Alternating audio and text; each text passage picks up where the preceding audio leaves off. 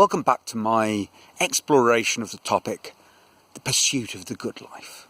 And I think if you ask people, they'd give different answers at different points of their life. You know, when they were a kid in school, it might be more the imagined world of the football player or the rock and roll star. And when they got older, it might be a little bit more detailed in terms of family trappings and success on the level of the kind of house or vacation or so on that you had and enjoyed, and a bit less of the sex, drugs and rock and roll. And I've been thinking over the course of this past week about where it is that I got my ideas, and of course, even though I grew up in a media-starved apartheid-era South Africa, and certainly nothing like today's very image-saturated internet world of today's young people, not so young people. All the same, you know, you just had to look at the Bacardi adverts, and that would give you a clear picture of what people imagined the good life to be. You know, it was a holiday in the Caribbean, it was a trip to Europe, it was a beautiful girl, or depending on obviously which way it all swings, guy on your arm. You know, it was hedonism run wild, or a carefree existence, all of those sorts of things. But as I was growing up, I think I was plagued really by twin doubts. You know, the one was my dealings with women and girls, and the other was feelings towards, you know, material success. And these were probably driven by two key points. Now, by senior school time, it was a boys only school. I was very busy, and I didn't really have an obvious research laboratory to explore how you related to the opposite sex, because, you know, it wasn't happening at school. It wasn't really a key feature of the world of chess, and so I was perhaps starved of initial experiences.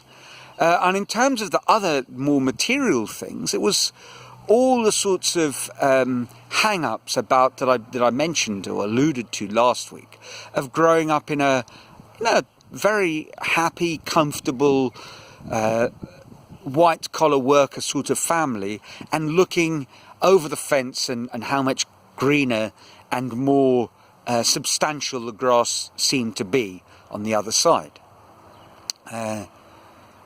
You know, and this story continued to unfold at university, and as my university career sort of plummeted, I ended up visiting, and I've spoken about this before, visiting a psychologist through the UCT medical department, and you were able to have these free consultations. And whilst it was to do with my academic problems, my conversations, and there were 10 half-hour sessions that you could schedule with a fantastic chap, Dr. Abdul Pansari. Really interesting conversations. We did talk about how I relate, you know, my romantic life, as it were. And I can remember talking to him about what seemed to me to be the enormous unfairness of it all. That I seemed to get on. I was confident talking to people, and I had lots of friends, and I had these great conversations in the students' union and at parties, and, you know, as one did as a university student. They never seemed to go anywhere. And I think he hinted at two underlying problems. The one might have been some element of self-sabotage, that I was afraid of failure, of being rejected, or whatever that might have meant. And the other was that because I was being reasonably giving in these conversations, I was a convenient crutch for girls, I suppose, who wanted to unload without fear of things going any further, because I wasn't pressuring them to go any further. And there it was. I I ended up in England. You know, you can run, but you can't hide from your problems. So financially, my problems were exacerbated because I was working in a pub and earning really buttons and struggling a bit. And my romantic life hadn't exactly blossomed either. And at some point in our digs, which was a pretty dubious affair, think Whitnail and I, think that scene with those piles of unwashed dishes and Richard E. Grant saying matter in a very theatrical sort of way to describe what was growing in between the plates and was bright green but really shouldn't have been there.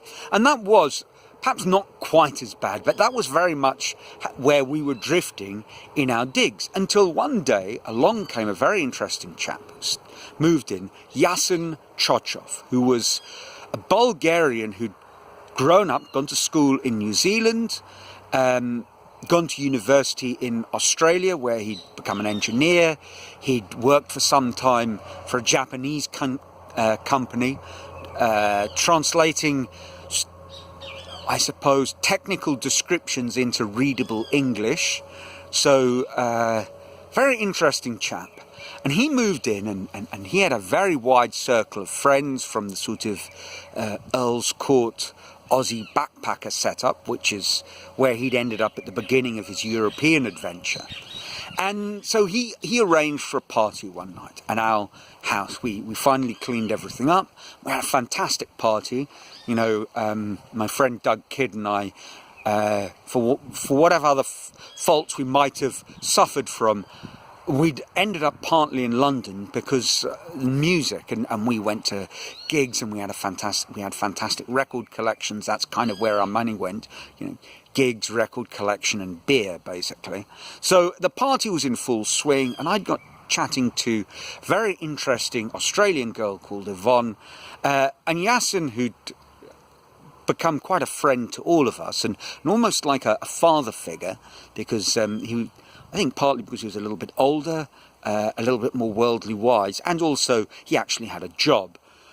He sensed where this was going, which was nowhere fast, and he pulled off a masterstroke in my coming to my aid, and he without us realising while we were chatting, he tied our shoelaces together, and that ended up being, as I say, a real masterstroke. Set me up for the evening as a wonderful night, and I'll leave it at that. But in the end, it didn't really. It was treating an evening symptom rather than underlying causes. So there I was. Things weren't really moving in the way I'd hoped they would in certain areas of my life. I'd lost what appeared to be a job on a plate at the school, and I'd fallen into this job in Peru, and I sort of thought, well, I'm going to go to Peru, and that will be, I'll take a backpack, and let's just see what happens. And I arrived in Peru, and it was like all those problems I had just melted away.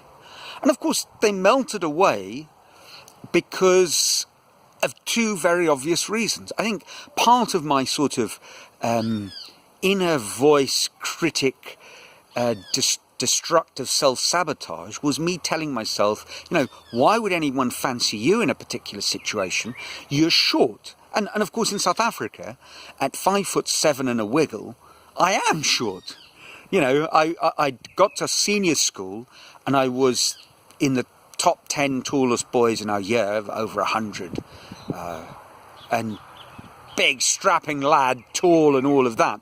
By the time I left school, I think there were the Tilney twins and one or two others, and that was about it. I was like the shortest boy in our year group, bar 5. And this was something that I could comfortably use to sort of scupper any nerve-inducing contact. I arrived in Peru, and it was just incredible. It was like I'd grown 6 inches overnight because I towered over people. You know, I was in this Andean city where there were just loads and loads and loads of short people. It was wonderful. And I thought I was kind of ordinary looking when I was at school, and I suppose I am, in as much as we're all sort of ordinary looking when we look at ourselves closely, or if you take an artistic view, we're all very interesting and very extraordinary to look at, which is kind of how I see it now, you know. No one is normal. We are all quirky and interesting. But as a 23-year-old, when I arrived in England, and as a 26-year-old when I arrived in Peru, that hadn't really dawned on me yet, although it should have, perhaps. But I arrived in Peru, and overnight I was exotic. I had fair skin, and far from this being a negative point, you know, my friends who were surfers in South Africa looked healthy and I looked pasty white. No. I was different because I had fair skin. And my real calling card, which I cashed in on, you know, as a point that I frequently mention, but it was abundantly true. I had blue eyes. And, you know, I was in a country where that was like a weird genetic quirk, or for some people, something they'd never ever seen before. So if I wanted to chat up a girl, I just puffed myself up to all of my glorious 5'7.5" and said how beautiful her eyes were, and she'd look at mine and melt. It was absolutely fantastic. And of course, on the other side of it was having gone from a university where it was the elite of the country were scattered liberally around the campus. I'd arrived in Peru. I wasn't really interested in meeting whatever might be mistaken for a little Europe bourgeois enclave in South America. I wanted to dive in and discover South America. So I was kind of going to the seedier side of town and trying to find interesting people. And for those interesting people, besides the fact that there weren't many Europeans where they were, so I looked exotic and interesting, I also suddenly went from being someone for whom counting the pennies was a definite necessity to becoming, you know, rich beyond all imagined possibility. And money was no object. I didn't have to think about counting pennies or saving. I had a wonderful time. I had this amazing food and met these amazing people and listened to this mind-blowingly different music and watched people who danced with gay abandon rather than stood coolly at a bar trying to impress at long range, and people who, you know, didn't know what tomorrow would hold, so lived for today, and it was incredible. And I think I don't believe I changed overnight, but in that first year I changed enormously. And after 3 years of Peru, I dragged myself away and went back to visit home. You know, prodigal son returns. And my mother said to me, you know, you are just a completely different person. And at that point I thought, wow, you know, boy, have I landed in the most splendid of places, replete with possibilities beyond my wildest dreams. And it's not the good life. This is so far beyond what I imagined was possible as a kid growing up. And for quite some time, that sort of feeling just dominated how I suppose my worldview, shall we say, and gradually became totally intertwined with my sort of life philosophy until once again the wheels fell off. But I'm coming up to the YouTube witching count of 15 minutes, so until next week, ciao.